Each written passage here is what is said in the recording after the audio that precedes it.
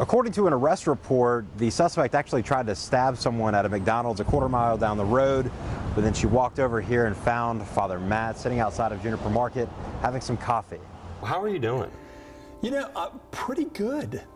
Yeah, pretty good. Feeling it, or? Considering he has a broken rib, a stab wound, and an infection, things could probably be better.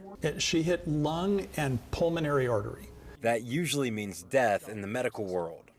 I was laying there on the ground having a conversation with God. Gosh, I'd really rather, how about not today, Lord? And I felt like the Lord said yes. After hearing about his story, I had to come down and meet Father Matt Marino myself. His story is just wild. The chest compression needle hits my rib, and then they won't fly. And I'm just going, wow. It's like 5 completely remote, there's no chance that could ever happen, have all worked together on me in one fell swoop.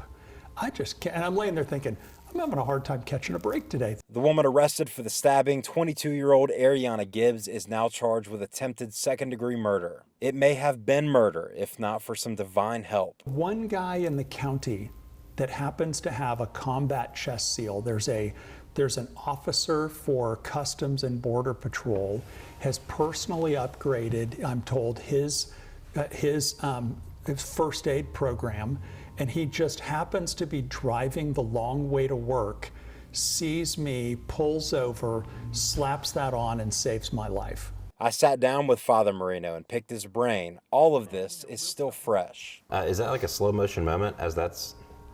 Yeah, well, it's the most surprising moment. I think what she said was, I have problems. And you know, when you tell a pastor I have problems, our first response is always, well, tell us your story. And so I was I was kind of leaning forward, and she leans forward, pulls out this rusty knife and sticks it in and pulls it out. And I'm thinking, that feels like it went in a really long way. Burn, sting? No, I didn't feel a thing. I mean, that's your body's gift to you. His focus when I met with him wasn't to tell a negative story, and it certainly wasn't to shame the person who did it. Really, his focus is just getting back to his church and delivering a most important message. Well, look, I want to make sure I'm driving home the point here. What would you leave people with? Especially if they're walking through the living room and this thing's playing, what would you want them to hear? Oh, that forgiveness is available. Enjoy your forgiveness. God forgives you utterly in Jesus Christ. Jhon, Channel 4, the local station.